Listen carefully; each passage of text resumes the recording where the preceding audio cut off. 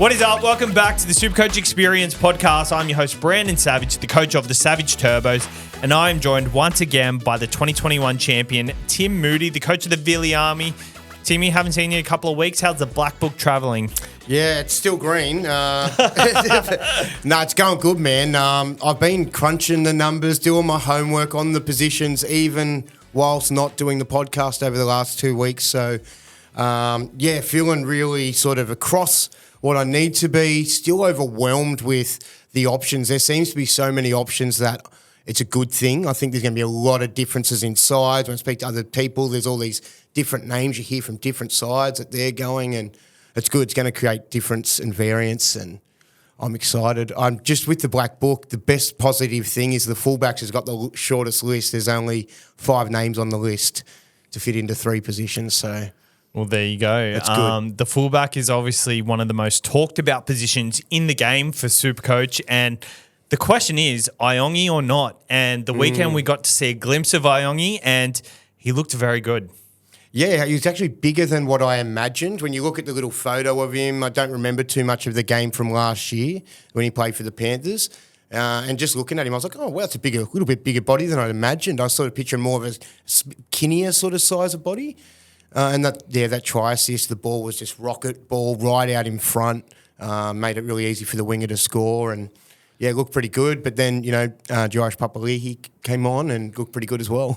The thing is, like, if Josh Papali'i is breathing down his neck, he's a very similar price. So, like, is it one or the other, or is it just because Iongi looks more SuperCoach relevant potentially? Like, they're both going to be relevant if they get a start. But I've gone through their New South Wales Cup stats, and they're both pretty similar. Yeah. So it looks like if you did go one or the other, you wouldn't be too disappointed if you went them as a cheapie over the 3 guns. Oh, I'm getting nervous about this podcast. Big decisions. As you stand, where are you? Are you 3 guns or are you Iongi? Currently I've always been Yongi, and I've had in my mind that I probably need to do the 3 guns if I can make it work, because I don't want to fall behind. But I think that you'll only fall behind if it all comes down to how many cheapies are available and the dynamic and balance of your side. I'm not going to just have 3 gun fullbacks and the rest of it's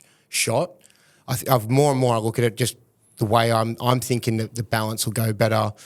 I don't know, it depends now if I want Nico. If I don't want Nico, then I think I could spend that money there and readjust. So it's all going to come down to TLT.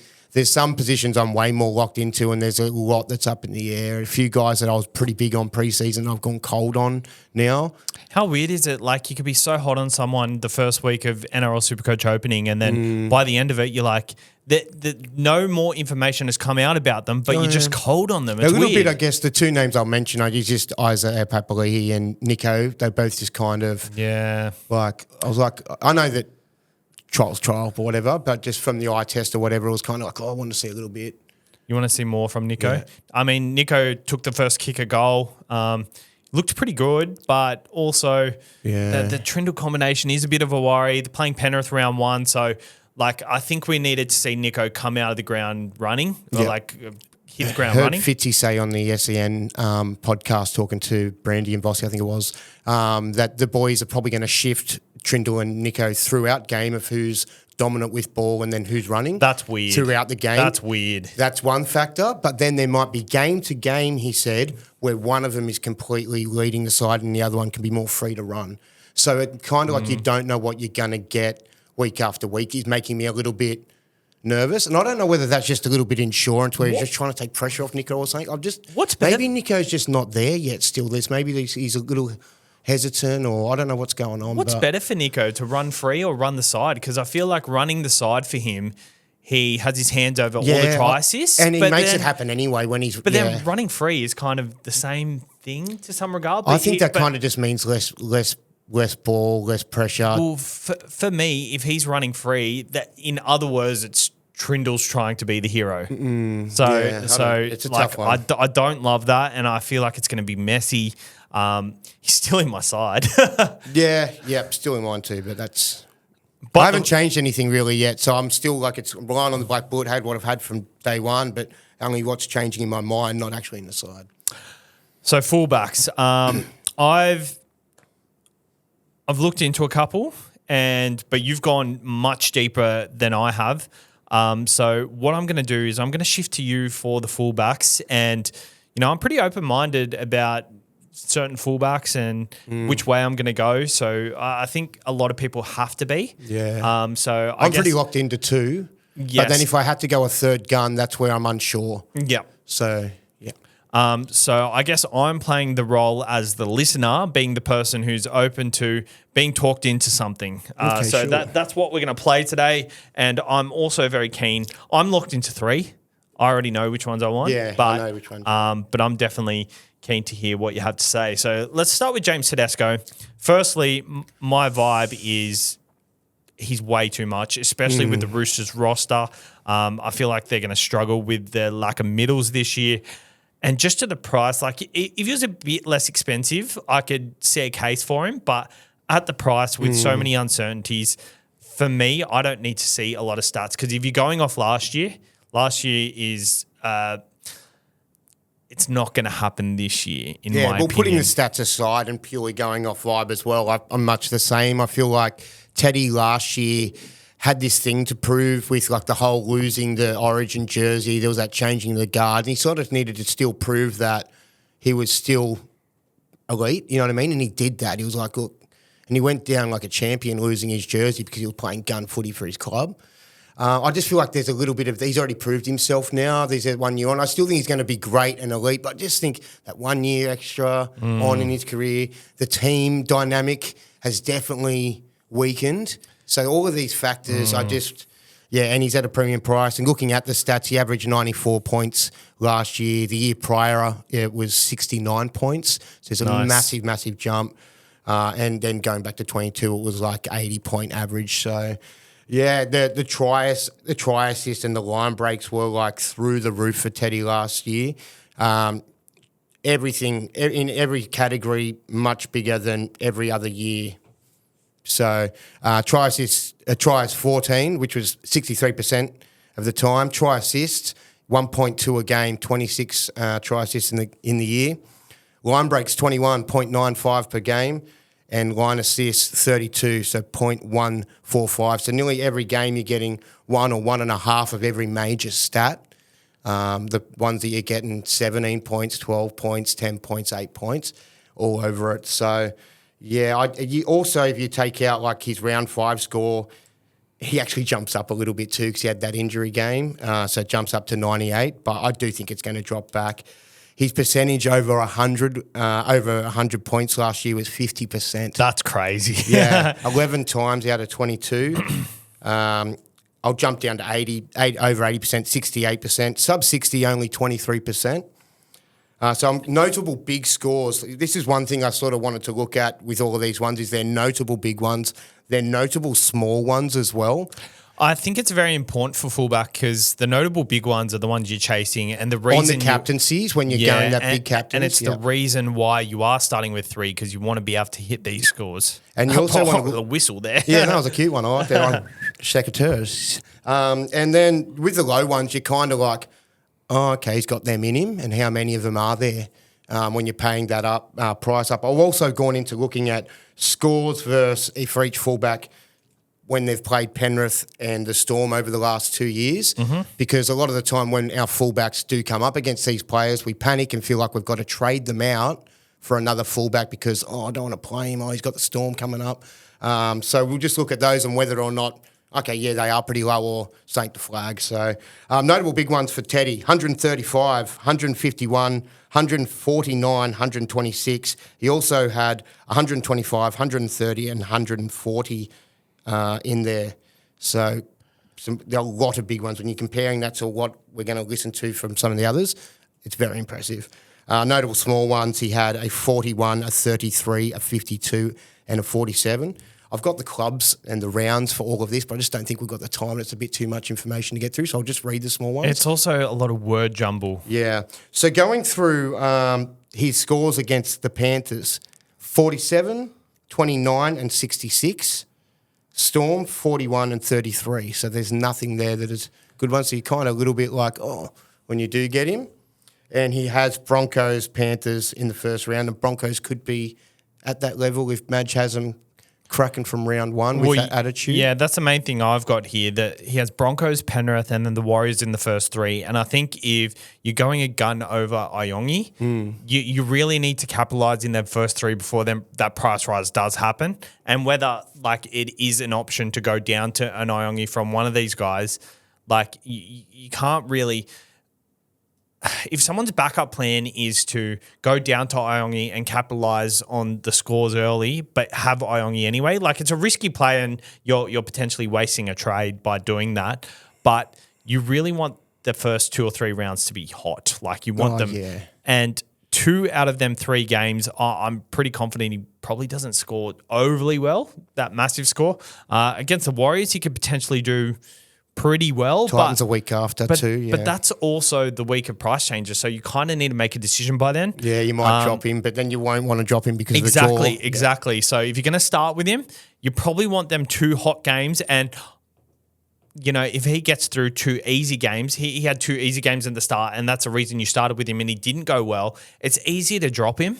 Whereas if he's coming into easier games after that, it's pretty hard to drop him, but it's also you don't want to lose all that money because you've sacrificed Iongi for it. So gut feel, I guess, like all the factors we said, you know, team dynamic and also, you know, not having to prove as much from the year prior when he lost his Origin job and all that. I still also think there is a factor that maybe because there is less star quality around him, he'll just be on the ball on a lot more. So he maybe could sort of make up for the loss of the quality around him because of that. But that was also a bad thing the year before. He was just always on the ball. Yeah, that's a good factor. And he scored 69 average that year. So I don't know how to look at Tedesco this year. I think he still will average well, but 4.6% owned. I think a lot of people will look at that and think, you know, Teddy was the best player in SuperCoach last year. That it's crazy, but you know, I think Luke Keary's a massive loss. I think Luke Keary's the kind of guy that goes deep into the line and feeds his fullback really well. So I think it's going to be an interesting year for Teddy. It's going to feel like Tigers days where he still goes really well, but, you know, you always heard the rumours, if he goes to this club, he's going to explode. Whereas this year, I feel like he's just going to be capped a little bit. So anything else on Tedesco? I feel like we're pretty sold on our answer on Tedesco anyway. Yeah. And I think the rest of the majority of the people are too, at only 4.6%, you said? Yeah, 100%. Tom Trbojevic, firstly, got to stop you there. Is he in the book now? We're on 2,882 subscribers on YouTube. So if you are watching or you are listening, just head over to the YouTube and subscribe for us. We're well on track to get to 3,000 by the start of the season. So we only need 118 more. Charity match on the weekend. I'm feeling very sore.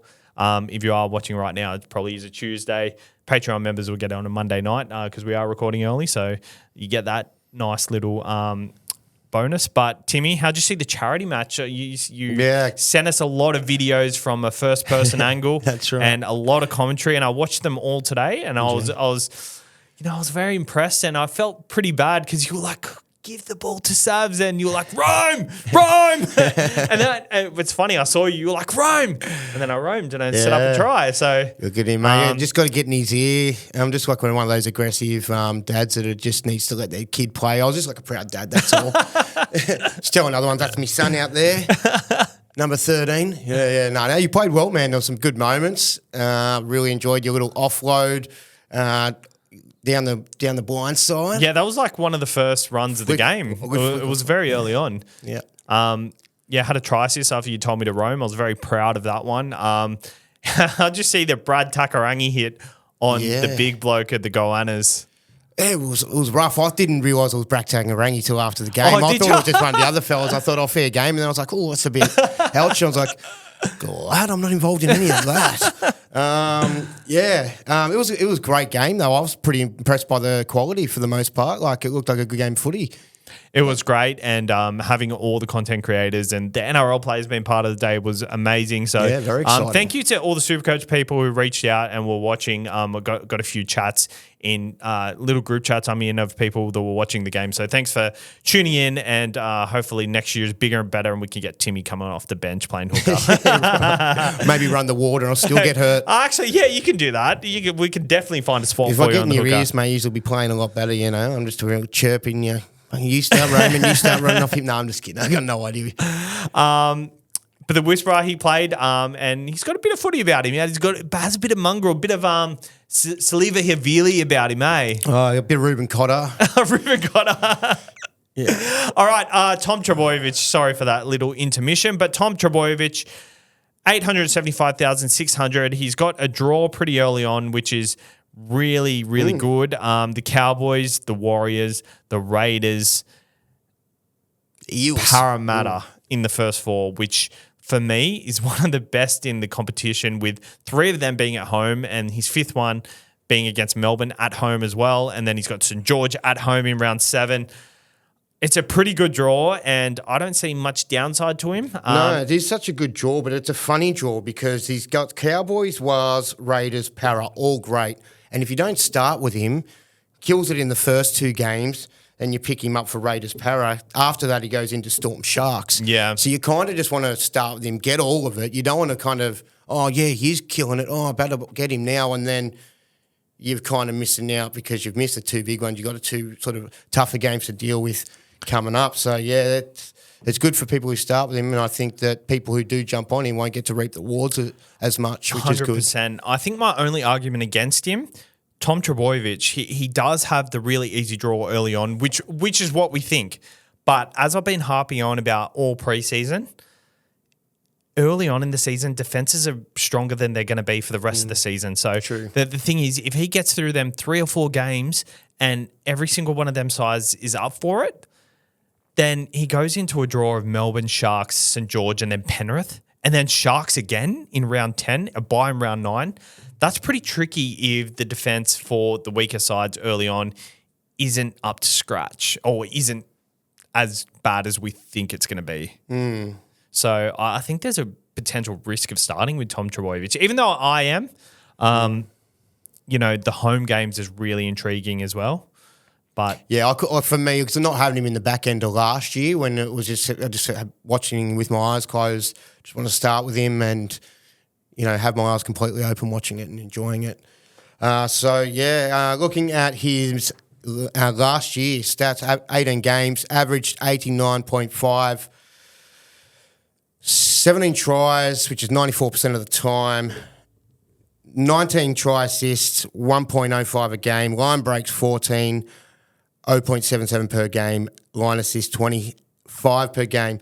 No, not as big as what Teddy's were at, and not a great deal off him. It didn't feel like he had as big a season as what it was to me. Like when you look at the big ones, notable big ones, 120 plus, there was 174 in round 20, 121 in round 23, and 158 in round 25. So that's 3 big 120s, but played 18 games. I would have thought there'd be a lot more than that. It just felt like that.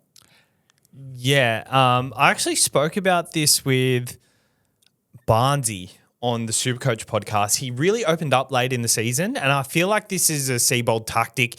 They're trying to create styles of play that don't rely on Tommy. So by the time it came around to late in the season when he did open up, I think they really needed him to, because they need to make that top 4 and they didn't want to miss out on the 8. There was a potential for them to miss the 8, and they really wanted that top 4 spot. So they just went all guns out, against teams that pretty much had no hope of making the 8.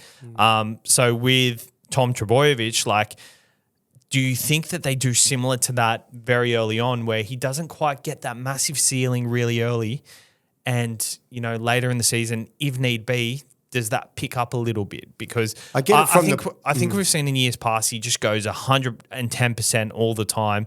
And if he keeps doing that and keeps getting injured, you've got to change it up somehow. So potentially, last year, it felt like he was on the brink of absolutely exploding, but he wasn't quite trying opening to. Up he wasn't demanding the ball. Yeah, I know when Tommy's on, he sniffs a quick play the ball. He's in and around the ruck there. He wasn't quite doing that early on last year. Yeah, maybe there is that part of like what you say, like it could be from that element of not wanting to rely on him too much. So when he's not there, that the side still functions well without him, because it's not just our big plays all rely on him. It could also be from the point of view of, last year they were trying to get less out of him. There was put him in the centres and try less workload sort of to manage him and stuff. That was a bit of an issue last year. Maybe they've moved on from all of that and that was a different mindset that they had then. I don't know. Maybe it could be all good to go from the start. So, yeah, I'm pretty confident in him. I really like the draw. Quite a few notable small ones though and early ones too. So round 2 last year, 54. Round 4, 55. Oh, that's so small. Round 8, 55. Round 18, 45. Round 21, 45. But the 2 early ones, so it was a slow start. And if you did have that slow start, it would be quite annoying. But anyone can potentially start slow. And not everyone can potentially go massive. And he's one of those guys that potentially can go massive. So that's why I'd rather be on that side and take the risk of... Well, I guess the thing is with these first 4 sides he plays, his highest scores against them, 229, 191, 165, 179, like they're scores that players, their highest score for their career against any club is any of these scores. He may have done all of them in 21, but regardless, they're still on the books. The 229, the 191, actually I don't think the 191 was in 21. The 165 against Canberra and 179, I'm not sure, but Jesus Christ, it probably. I know the 167 against St George. I remember I was laying in my room at the time, and I forget what I was doing, but I just remember being very excited. Laying in your room, being very excited. I know what you're up to. Being very excited that he was scoring 167 against St George. It was Sunday afternoon. I remember that. Not in 2021. But Tom Trbojevic, yeah, not much downside. I think a lot of people are starting with him, 30.3%, which is, it's about the top percentage fullback, just about. Apart from the Iongi. The whole scores versus Panthers and Storm, he had 111 versus the Panthers last year. Scored only 26 against them in 2023 and scored 57 against the Storm in 2023. So... bit of a mixed bag. One in the middle, one big one, and one small one. All right, Latrell Mitchell, 866,800. Is Tommy in the black book? Tommy's in the black book. Yeah, of He's course. in the green book, but yeah. What do you call it, black Is book? he locked in? Like for you, is he locked in? Yeah, I've decided I've locked. Like, there's certain positions I decided I can't be just sure of everything. I need to. Him and the next man, I'm pretty locked into. Yep. Latrell Mitchell, 866,800, 27% owned. From what I've seen in the preseason, he just looks as fit as he's ever been, and I think like you don't need to look into stats. We know he's a SuperCoach weapon, and a down year in quotation marks for him last year with an average of 88.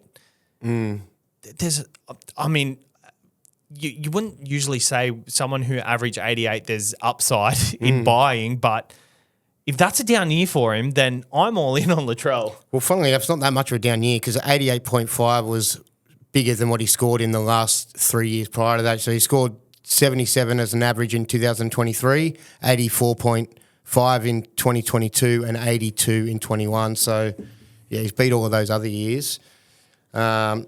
Huge in try assists and line assists last year.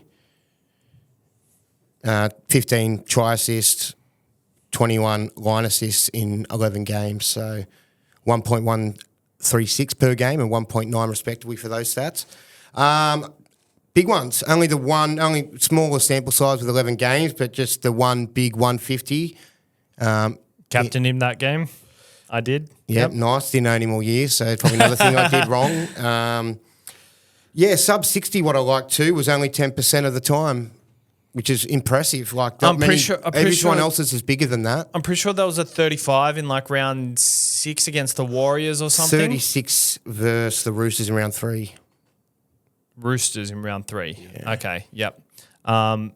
Yeah, because against the Warriors, that's when he got suspended, and then he didn't come back for a while after that. The thing I like about him as well, he's pretty draw-proof. Yeah, very much so. Like, you put down stats against Penrith and Melbourne. Yeah, I've got that number. Yeah, That's what I'm excited to tell you about. So when you say draw-proof, bloody oath. Let's not get too excited. But compared to some of the other scores where they're 30s and 40s, and for a lot of these other fullbacks against these clubs, did not play either clubs in 2024, Storm or Panthers. But going to 2023, against the Panthers, he had a 62 and 102. Against the Panthers. But yeah, 62 and 102 respectively in that year. Against the Storm, he had a 67 and a 55. Yeah. You don't want to captain them, except for maybe you'd take the 102, but you're never going to captain them won't, against these clubs. It's also not a 30 or a 40. Yeah, no, it's not a problem. Especially when your other captains who having big ones are only maybe getting 90 against weaker clubs. You've lost 30 points there, not worth the trade. So I'd feel comfortable in holding him around those clubs and just pushing through, provided he's fit and good to go. Draw's pretty good too. Yep. Finns and Dragons to start. I mean, Sharkies, Penrith, but we said Sharkies, Panthers, Roosters could be a little bit stickier, but Roosters probably not as hard as what we imagined from last year. Yep. And then the Cows. Yeah. I actually really like the draw, and with other players, like you could see the stats in front of you, and it could say they're pretty. They could be draw through proof, and the stats could say their lower scores aren't that low, or their average against these sides aren't that low, but. It's more of a gut vibe thing. And with Latrell, with these bigger sides, I'm not worried. Yeah. I just know he's got, in Origin. He comes to the occasion in the big moments. They might not be plentiful, but the moments that he does come, he picks his moments and he makes it a big deal. Exactly. And I just think when he's on, he can be one of the strongest people in the competition, just very close to the line. I love Latrell, and he's got that floor of goal kicking as well. If you think the Rabbitohs are going to do well this year, Wayne Bennett coming into the side, I'm pretty sure the last time Wayne Bennett was at the club, actually it's not Latrell, but Cody Walker averaged 83 or something. So has that impact on? I think that do have a massive impact on those boys particularly, which will filter to the rest of the club. Exactly. Black Book wise, is he? Oh, he's in. He's in, and is he locked in? Oh, he's locked in. He's locked in. So you've locked in two players. We're pretty much debating for a third spot. Yeah. And for me, I've locked in them two players as well. Nice. Number 4, Dylan Edwards. Now, I guess with someone like Dylan Edwards, 5% owned, I'm not very keen on him, to be honest, but there is an argument with Luai out of the side that he picks up a bit of a workload. Yeah, for sure. We saw him without Cleary last year average, I think it was 89 or something, or no, he averaged over 80 as it was, so I think he averaged over 100 without Cleary. What are your thoughts on Dylan Edwards? Yeah, I just think he was kicking goals last year through a lot of that time as well when Cleary was out, which kind of helped and inflated him. His average was 85.7, but if you take out goal kicks for the year, it drops to 79.5. Just attacking stats-wise, not as impressive as the others at all, you know what I mean? I know he's got that base and he's quite consistent, but I thought he was kind of... just when I've got I do everything with colours, red, orange, yellow, green being good, yellow being pretty good, red being shit. There's a lot more orange and red, and the colours aren't looking good, man. Notable big ones. He did have 3 big ones that were kind of around the 120, but they're all 120. So he had 120 against the Roosters, 119 against Manly, and 120 against the Wars. Pretty capped at those sorts of big ones. Small ones, quite a few there. Had 40, a 56, a 56, and a 35. Sub-60s, 32.5 compared to a Latrell who only went 10%. It was a smaller sample size for him, but still, it's still a percentage. Yep. So not a number, so it's still accurate. And 11's still a fair amount of games to compare for Latrell, I think. Yeah, so over 90 was 47%, which is pretty good. That's pretty good. But then it's just those big ones going to that next level. And I think when you're paying that price of $8.39, you want to have that upside. And I just think there's not enough going for him there to justify it. I think he might be for some sides, if you get him at a lower price, time of year. Yeah, for me, it's going to be timing and this now year. Origin's a factor. It kind of gives less time to select him. Exactly. He's kind of like the what's the word? There's no one that's really a good example because most Origin players are very good Supercoach wise at the moment. But like in years past, I guess like a Billy Slater's the kind of player who you would get on a run, but mainly during Origin, that's when you need someone like that. So I think Dylan Edwards is very similar to that. Just looking at his scores at Storm before we move on, because you'd think he's the kind of base year guy that would put out at least a 50, 60 in most of those games at least still. But not the case. Against the Storm over the last 2 years, he's had a 40, an 84, which is good, but also a 39 and a 22. So for the most part, no good against the bigger clubs. All right. Is he in the Black Book? Yeah. Is he going to be in the Black Book at some point? Well, this is for a preseason. This is preseason work. Everything throughout the season is all eyes up. There's no there books. You go. I love the eyes up call. Number 5, Kalyn Ponga, 790,300. You know, he's getting down in price compared to these other guys. 30.7% owned. So he is the number 1 owned fullback. That is a gun. Yeah, it felt real big on him preseason. Yeah. I think, like preseason, I reckon I had him like before Team Picker or maybe when Team Picker could come. I think our first one was like Ponga and Drinky. And I just liked the idea of Ponga's draw. I thought he'd start well with Tigers, Finns and Titans. Has a bye after that, but first 3 games are pretty golden. I think he started pretty well last year as well. Especially when you look at, last year he had 117 in round 4, 117 in round 5. Copy and paste scores. When people sort of chase last week's points, they actually got it that time. So back-to-back 117s. You say, you can't copy and paste. Well, you can. It happened. Then, he had another big one later in the year, 124. Quite a few small ones, a 50, a 45, a 14, which is in 52 minutes, a 49 and a 56. That 14, he was injured that whole game. I remember that. Playing like he had the and then just went, all right, Yeah. Yeah, so against the Panthers, a 56 and a 47. Against the Storm, an 86 and a 96. Likes playing the Storm. I guess actually in the last He's few gone good years against for the sure. Storm, But I guess with Ponga, like he doesn't even play either of those sides until round 12.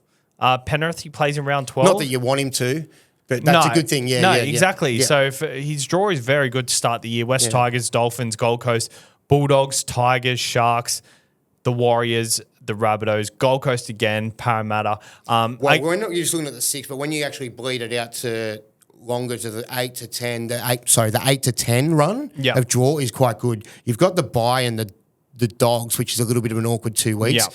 But outside of that, it's pretty nice. And like his high scores against them sort of clubs are very good. I guess at the same time, like Kalyn Ponga, he's just like, I feel like he's really developing into his game and he's coming into his peak years. I know he just won a Daily M, but he really knows his game. The team is relying on him to absolutely carry them because they've got no one else.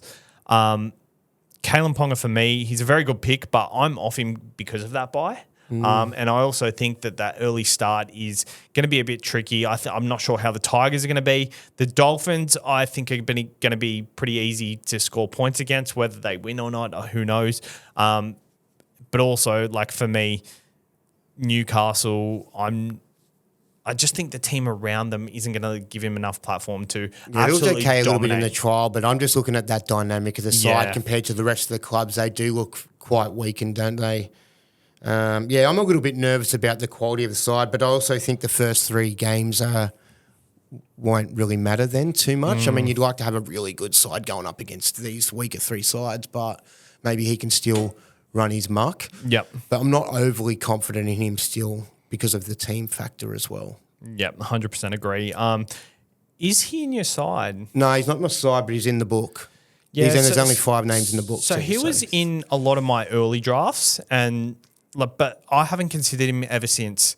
I I think there's a lot better options. He did look very good in the All-Stars game. You went to the All-Stars game, didn't you? Yeah, I had a good time. I was in a box. So you know what I found completely out? different experience. I could have gone in the watching you box the as next well day. that night, but Yeah. that would have been dangerous the night before a game. Especially if we were a couple of boxes over from each other, sort of yelling. It's yelling at each other, and so Sounded one like of us would someone have kicked banged out. on the door. Yeah, So good Kalyn times. Ponga in the book, but not in your side. Yeah. Scott Drinkwater, number 6, 770,000, 6.4% owned. Will get the goal kicking early, but like the James Tedesco with the Roosters, I'm not sure how he's going to go with a side with a lot more relying on him. Like for me, the forward pack is a worry. It's an aging forward pack. They're not a very dynamic forward pack. You've got Ruben Cotter, obviously, but Manly, Sharks, Broncos, Canberra, Penrith, Rabbitohs in the first 6. That's pretty tricky. Yeah. And you know what? Against all these clubs, he's only turned up against 2 of them in the first 6. And if I'm looking for a fullback, It's a good thing to pick up on. Nice. when I'm looking for a fullback, I'm looking for someone who pretty much has a ton against every single one of these sides. Because if he hasn't done it before, and then why would you expect him to do it in the first couple of rounds of a new season too? Yeah. So, that's a good point. I was just picking in pre-season, I think, just because of that goal kicking. And Val's goal kicking in 2024 was 15.5 points per game. Yeah. In 2023, it was 13.5 points per game. And 2022, 14.5 points per game. So as an average, that's 14.5. So if you can add that to him at the start, that's a pretty big amount of points. It's just whether the side's taken a bit of a drop-off. But they were kind of crap one of those years too. I mean, maybe it was 2020. 2023, they were. Yeah. So 2023, they were good. no, weren't they? 2022 they were good. Okay, 2023 yeah. they dropped off, yeah. and then 2024 they came back well, into that the reflects 8. in 1 point in the goals lower, sort of. But that you can at least give him 12 points, probably, I reckon, per game. The thing is, there's very early reports saying that Tom Duffy gets his halfback role, and he is a gun goal kicker in the reserve grade, so he probably will get the goal kicking. Yeah, so that's a factor, and you've been hot on Drinky for that reason. Got to keep a strong watch on that. Exactly. And I just think with the tricky draw, if you're relying on the goal kicking, then I can't rely on someone for the goal kicking. For me, the goal kicking is insurance to make sure they don't score too low. His like stats like for assists is through the roof. So when you're watching a game, it looks like you're like, oh, how good's his Drinkwater? And he's great. But then there's a lot of low ones when he doesn't get those big scores. 29 try assists last year, so it's 1.2 a game, and then 36 line break assists, 1.5 a game. Looking at his big ones, he had 144 against the Titans, 135 against the Tigers, quite a few sub-60s though. He had a 48, a 39, a 59, a 45, a 43, a 49 and a 49. Against the Panthers, he has a 39, a 45, a 95 and a 29. That's across the last 2 years. And in the Storm, it's 72 and 104. So like Ponga, doesn't go bad against the Storm. Pretty good, actually. So something to note. Sub-60, 33%. Yeah, I think he's an exciting guy, but you've got to get him on draws. You've got to get him on a run and when the Cowboys are hot. You can't just bank on him, I don't think. I'm looking at his draw, and it doesn't ever open up for a stage. Yeah, it doesn't open up too much. Like there's 1 or 2 game runs, which are... I think in the past they've had pretty easy draws. I think the last couple of years, it's probably they deserve a tougher one by now. Oh, they do, and especially with the side, they're going to struggle this year. They're not going to make the 8. Yeah, I don't think so either. There's a lot on Tom Dearden this year. I'm very worried about the Cowboys, and I'd be pretty worried if I was a Scott Drinkwater owner. I'd be looking at potentially other options. And I think there's especially with the jaw. I think there's plenty of them. I think maybe through a point, maybe even the bye period, if all the other Origin players are like in and out too much, he's kind of a guy you can plug in there and potentially against the Penriths, the Melbournes when they've got Origin stars out. Do you reckon like Val influences anything like not being there? Yes, in a positive or negative way. I think it's in a negative way because I think a lot of the time Tom Dearden went a flat ball to Holmes, and Holmes would really get momentum. And because of their lighter forward or the aging forward pack that isn't dynamic, he'd get a lot of momentum, and Drinky would just feed off the quick play the ball after that. and shift to the right, shift to the right straight away. It's not going to happen as much because they haven't got that guy to, they've got Ruben Cotter, but, I can't see him really working his ass off to try and get a quick play the ball. He will, but it won't be enough. It won't be enough because you need a 1-2 punch and then someone trying to aim for that scrambled defense. So Scott Drinkwater, whilst I love the idea of him potentially getting the goal kicking, it's just there's too many negatives for me. Moving on to Reece Walsh, 738,400. And Reece Walsh is our stat attack player of the week, the Kyle McGrath player of the week. Kyle McGrath has come on as a sponsor. You lined it up for us, Timmy. Well, it wasn't real. He just hit me up and I just forwarded it to you. Carl does my taxes, so he's done my taxes for the last 2 years. Can vouch he does a good job. Good bloke. Met him at Magic Round a couple of years ago. And it's funny, I actually met him too, but I didn't even know it was him. And I've listened to him on the Champions podcast. A very cool name, Kyle McGrath, which is obviously sounds like it's some sort of some sort of martial art that they do in the army or something, which is pretty gangster. He is related to Glenn McGrath as well. So if you want to get close to the Australian former cricketer, he's actually not. But you can get Kyle to do your tax return legally. You can get Carl to do your tax return and he'll legally maximise your tax refund. That's why I don't like to read things off a screen. I like to have it a natural conversation. And he will do rental properties, capital gains, and even crypto for you. The best thing about Carl is he does it online. So you hit him up. He does it online over FaceTime, over Zoom, whatever. Yep. And for just me, a phone call for me, wasn't it? Didn't need the face to face. Yeah, it was just a. There you go. Yeah, yep. I think for me, the worst part about doing tax at the end of the year is having to book the appointment and actually drive to the place. I think with Carl, going to him as an accountant is probably one of the best ways to go about it. Let him know you're coming from our show. That helps. Just lets him know that he comes to the show. He'll talk to you about SuperCoach, and he'll also. He'll give you a nice deal, $110 for your tax return. I don't know whether Carl will like this or hate it, but I actually messaged my previous tax guy and just said, this looks all right to you? Sorry, I'm not using you anymore, but I have a contractual obligation with a sponsor. And he's like, yeah, it's looking fantastic, mate. And I was like, oh, all right, thanks for your time. Yeah, so, play on Carl, looking good, all good. I just wanted to tick that box off. But so it's been approved by my guy I've been using for years who's very...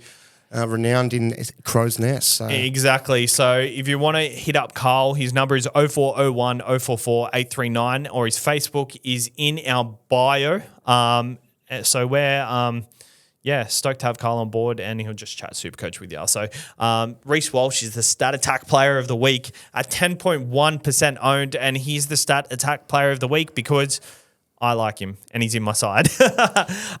The big stat I have on him right now, I have it right here. I'm sorry. He had an injury-affected game when he was with Penrith, so he didn't play. Yeah, round 3 against the Panthers, played 4 minutes, scoring only 1 point, which bumps his average up to 81. There you go.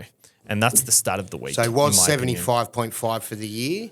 That's 81. Looks nicer on paper as an average than 75 too. So he's 738K.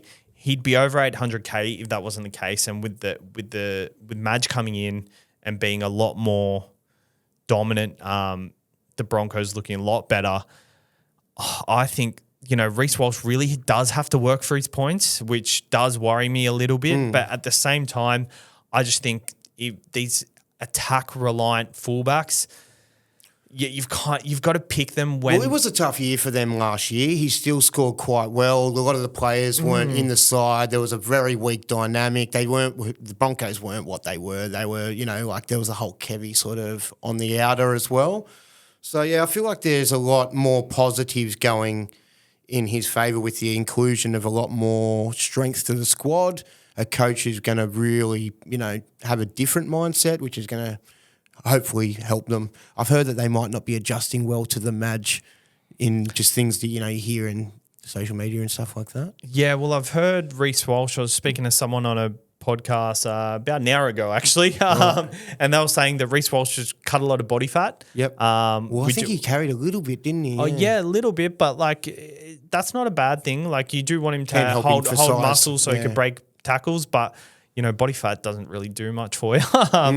But with Reece Walsh, in his first 6 games, his first 8 games, he has only not turned up against 2 of the sides. Yep. He scored 73 against the Roosters and 84 against the Dolphins. Obviously, limited games against the Dolphins. He's never played the Warriors, but the Warriors are a side where he played for most of exactly. his early career. So unlike Scott Drinkwater, he's actually scored more tons against these sides that he's coming up against. Yeah. I think, just for me, it's more of a gut pick. Like last year with Teddy, I started with Teddy, and it was just more of I like to get these guys on a bounce back because these superstars of the game, they never have 2 bad years in a row. Yeah. And I think really got to target these people. Yeah, big time. Stats that really stood out for me that are like you can look forward to every week is tries. 14 tries last year in 14 games, so scoring a try a game on average. And then you've got line assists, 20 of them, so 1.4 a game, absolutely ripping that up. Notable big ones, not that exciting. None above 120. So the only big ones, there were the 110, 113, 113 again. She had 213s. Sub-60s, only 3 scores sub-60, 38 to 51 to 57. He did score 82 points against the Panthers last year. He also scored 1, but that was in that injury-affected game. So he we averages can't count 40 that. against them. That was only yeah. But then he scored 42 points against them the year prior. Against the Storm, only 67 points. He played them once in the last 2 years. One thing factor is the goal kicking. That's an A-Ray thing. Yeah, Adam Reynolds looks set to be. Is Adam Reynolds out early? Yeah, I just heard Jacob Kiraz is out. Oh, okay, cool. That kind of helps. Out for Round round 1. 1? Yeah, out round 1. Oh, wow. Would you pick him if he's out for round 1, do you? No, because he's out for injury. Well, he hasn't trained all season. That helps off-season. me making decisions in centre wing, kind of. Like I I'm feel rattled. it helps just, less options, more. Yeah, it's good. I like it. But not for him or for the dogs. Hopefully he recovers nice. But, Is this confirmed? Yeah. Just got confirmed then, Kiraz. Is that why you're like eyeing us off? So how long do you I saw it and I was like, ooh. How long do you reckon A-Ray's out for? A-Ray. I think like a week or 2. It was just like he got a clean-up surgery on his neck or something. I heard some bit of chat about, I don't know what podcast it was, but someone was sort of saying, about main playmakers talking to the club and letting, it might have been with like Moses and Lomax sort of thing. Like rather, like if they're both kicking at a similar thing, it might have been the Playbook podcast or something. Yeah, so like you'd rather have Moses back talking to the boys. Yeah, no, that's kick. Guru. That's Guru's. He's been saying that a lot. So I was thinking you could apply that to the Broncos too. He's been saying it with Mitch Moses at the Eels. That's why Lomax will kick because they're very similar in. I don't think Walsh kicks over Reynolds, but Reynolds is out pretty early anyway. So I think especially for these early draws, he has the Roosters, Raiders, and Cowboys in the first 3, which like for me it's a pretty good draw. And last year, his last 2 performances against the Raiders, 110, 141. Against Cowboys, 85, 58, not as good. But he played 2 games against Roosters last year, 51, 73. Not too low scores, but like I expect a regression from the Roosters. Yeah. I just think with Reece Walsh, I just see a lot more upside this year. I think last year was a down year, and I want to capitalise while he's like on the lower. Yeah, he can be a nervous watch sometimes because it's like, he's on, 15 at half time or something. But he just manages to get it done. He'll come out and have a big second half most of the time. A-Ray last year averaged 12 points in goals and 13.5 the year prior. So if you can even just add that to his first couple of games before Adam Reynolds comes back as kicking, that's a little bit of extra if he's getting extra 12 points in that game, you know what I mean? To start hot with a player that normally didn't have that. So that's nice. He's the guy. It's him and Ponga if I'm going 3 guns that I'm tossing up between. But now it's more of a bigger thing for this 3rd spot. It's whether it's a Yongi or whether it's probably a Walsh or Ponga in that spot. Yeah. So is he in your black book? Yeah. There's a couple here that I guess we're not going to dive too deep on. Keanu Keeney, I do like. He's at 1.1%. But for me, like last year was a massive year for him. So like probably not looking there. And especially with the buy round 1, I think with your fullbacks, you need to capitalise very early, especially with Iongi making money from the get-go. After round 3, obviously. Yeah, I find it hard to read into him because it's one of those players that's only had one major season. Like he had 2 80-minute games in 2023, and then last year he had 16 games. And when you look at his try assist, his assist, his line break, his line assist, it's so down compared to all the other fullbacks. So down. Like it's all like 0.5, 0.6, 0.6, 0.35 per game. Like he's not really getting even any of these things. You know, it takes him like 2 games to get one of these stats, is basically what I'm sort of saying. Yeah, but he's obviously racking up points in other ways with his tackle bust and the amount of runs he's taking. And so if he can add a bit more of that to his game, considering he's not too far off the average, like he's averaging 72, he's not too far off those. If you can bump that up a little bit and, include a little bit more attack into his game, the big stats, then he could grow. But, yeah, there's a lot of small ones there that really put me off. I was a little bit keen on him because I know Spy's keen on him, and when anything Spy's got a little bit smoky, I kind of want to have a look at what he's digging into. But, yeah, for the low ones, a lot of low ones and a lot of 30s. So, round 1 scored 33, round 3, 35, so early ones too last year. I won't go through all the rounds, but 30. He had a 36, a 44, a 43, a 22, which was in 27 minutes, so we won't count that, and a 51. Yep. Yeah, so there's a lot of that. He hasn't played the Panthers or the Storm last year, so there's no sort of figures on that. Yeah, I feel like he's a real risky play with not enough upside, when the others all have that kind of upside, and you're kind of banking him to go better than him. I do like him at the price, 707,000. Does start with the Bulldogs and then Newcastle and then the Roosters. So, like for me at the price, if he does kill it early on, then I will consider after. But for me, I'm not starting with him if he's starting with the Bulldogs. Clint Gutherson, I'm pretty interested in. I think one thing I will say, just for people who are on King, there's not too many of them. And Spy, if you're listening, I don't think you listen to the podcast, but. Yeah, I just think if you're going him as your third guy, if he's your third guy, go Yongi, because I feel like there's a good chance they could both put out the same sort of scores. You know what I mean? When you put in that price point, like I think if you're going to go 3 guns, you need to go 3 guns. Yeah. This guy's got the potential to be one of them, but you just need to give him a bit more time. Campbell, Gutherson. Oh, we've already talked about Campbell, but Gutherson, Chance, Hammer. I put them in the same boat where. Look, why spend the money on them if they're that much? Hey, exactly. Especially like the flex position, we want to utilize it, and for these guys, they're more run guys for us. So yeah, we can definitely have a look at them. For me, like we've got all these other options we can spend money on, all these cheaper options that we can. I think you go 2 gun fullbacks, and there's plenty of options to choose from. It's whether you go. To be honest, over these guys, I do like the idea of having them potentially in your flex, but I think there's other ways to use your flex if you're going to go in that direction. So with Gutho, averaged 69 last year, 79 the year before, so he dropped 10 off that. Yeah.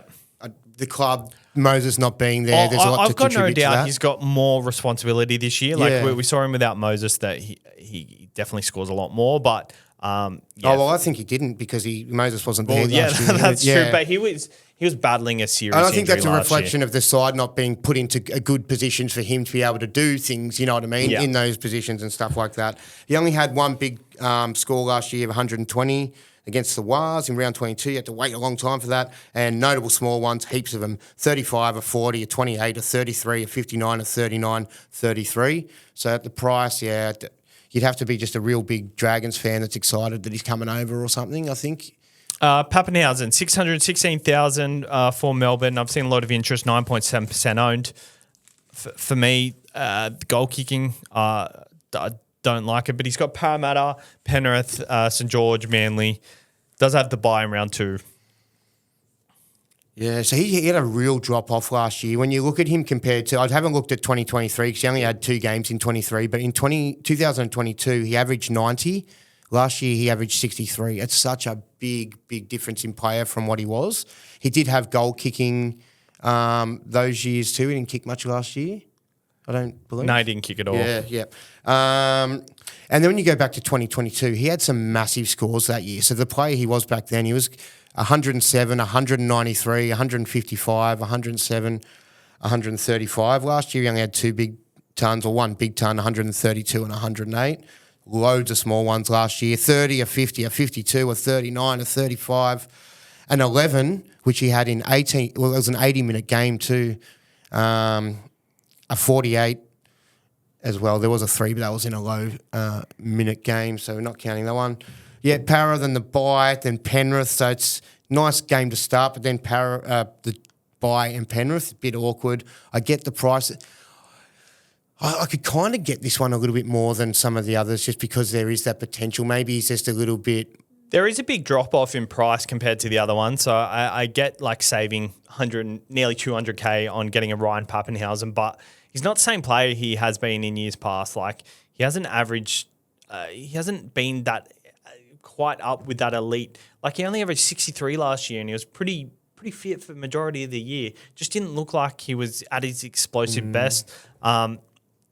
Dare I say, like, coming off a full preseason, uninjured, I think he'll be okay. But, yeah, I think that's for him. We're nearly done. Yeah, so Ryan Papenhuyzen. Isaiah Yongi. Yeah. Not much sample size to go off, 47 points. What do you reckon? Yeah, look, it's just completely going on gut feel. Like, I just think that I just can't see him scoring that bad that he's not making great money. So I think that he's going to put even he's putting up 50s to start, like 50s. There might be a 30. The tough thing is the first week he comes up against Storm, is it? Yep. Yeah. So you can't expect him to have a big one there. It's the first game of the round. It probably will be sub 40, and I don't think that's panic stations. You know what I mean? It just holds the first price rise back a little bit, but then it's only in the first week, then that'll drop out straight away. So I reckon he's got the potential. You just got to think of like Buller, when he came into the Tigers 2 years ago, bottom dollar. It was a middle time of the year, which is a harder time to try take on a gun, like a cheapie, when you need to be having more gums and more, spread out across your side. But if you didn't have him, it kind of set you back with the amount of cash that he was making. So I guess it just comes down to the amount of other cheapies and how much potential they've actually got to make. Yep. And whether or not he's irresistible. Like, because I mean, when I look at him and people who don't go him, like, what sort of BE do you reckon you're willing to come round 3? Well, he can get to 500K, but if there's enough cheapies to go elsewhere, then make them, fullback is the best position. Tom Duffy's just popped up as a halfback cheapie. We've got all these centre wings in Robert Toyer. We've got Tamale potentially. We've got Jackson Purdue at centre. I think there's enough cheapies to go around. I think he probably will make more money than most of these guys. Yeah, I think he will. But yeah. Like, it'll happen faster? But it's also, I feel like, how long are you going to hold on to him for? Because he could make 100K in his first week, in his third week, and then you might need to hold on to him for... I think you need to ride him. Yeah, you need to hold on to him for 3 or 4 weeks after that. 3 or 4 weeks after that, and that's about the time where these gun fullbacks really start to kick off. So you're going to miss out on these massive scores. For me, I think the look of your side without him, with him in the side, just looks much better. Yeah. But, we just got news that Jacob Carraz is out. Like, he's a... Oh, what? So Carraz is out, and Tuala's out for the first 10 weeks as well. NRL Tuala. So he's a Bulldogs. So Blake Wilson most likely starting. Blake Wilson on... Well, one of them's on... and then Montoya on the left. Shit. I'm not hot on the Bulldogs anymore. I think I want to go one of these. Also, I heard some breaking news that Josh Adokar is going to play on the right this year alongside Lomax. Makes sense. Did you hear that? Yep, makes sense. Guess who told me? Actually, I won't tell you who told me. I'll tell you after. Yeah, right. But yeah, if you're a Nyongi guy, I get it. Yeah, you boost your side elsewhere. And you might be missing out on these big fullback scores, but can you make it up in a big upside position elsewhere? Do you have Cleary and Hines? Is Hines going to score enough to warrant like sacrificing a fullback. Yeah. That's the thing that sort of concerns me. Like the thing is though, I just don't know where it's all going to sit. Like if I look back to last year, it felt like everyone underimpressed. All the guns were underimpressive. So if you've got 3 guns in fullback and your biggest scoring of the 3 of them is an 80, stay with me. Kenty just dropped his first podcast. Say you've got it's a good logo that he's got on it. Have you seen that? It's got the tree and the football. Yeah, it's good. Say you've got 3 gun fullbacks. You've got Latrell Mitchell, Turbo, and Walsh in your situation, and Turbo puts out the biggest score of 83, and the others put out a 70 and a 50. Yep. Are you panicking yet?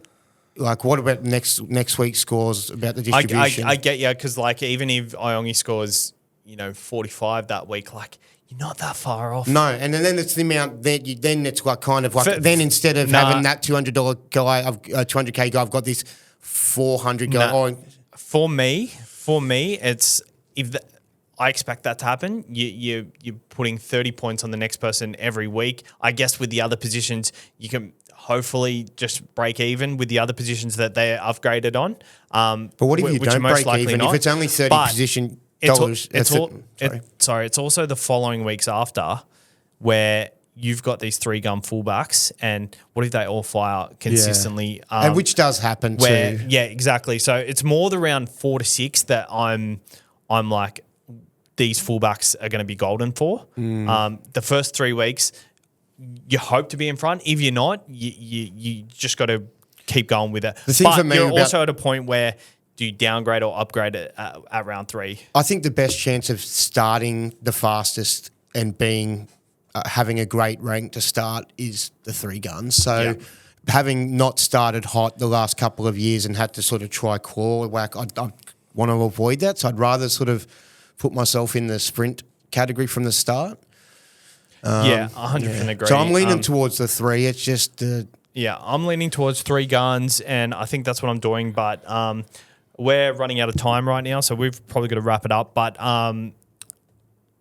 we're not done here with like the strategy side of things. It'll obviously we'll have more to work with once we know the team list and stuff and what comes out. Yeah. I guess that's it. Iongi or not, I don't know how much clearer I am on whether I get Iongi or not. I think I'm pretty sold on the 3 guns. Iongi or not to Iongi? I think I'm not going to Iongi. That try assist on the weekend didn't make sell me think. You completely. Yeah, it didn't sell me completely. He only had 46 metres in the first half. The game was stop-start, but also the centres were a bit all over the place for the Newcastle Knights. So I need to see a lot more. There was about 100 people not playing the ball correctly. I need to see him do that like 80 minutes in the first 2 rounds. Okay, let me ask you this though then. What 2 scores, let's not forget about money. Yeah. What 2 scores does he put out in the first 2 rounds as a minimum that you go, all right, I have to get him? Like if he put like 70. So if he went 70 back to back, you're like, that's a must-have now? Oh, no, probably 85, to be honest.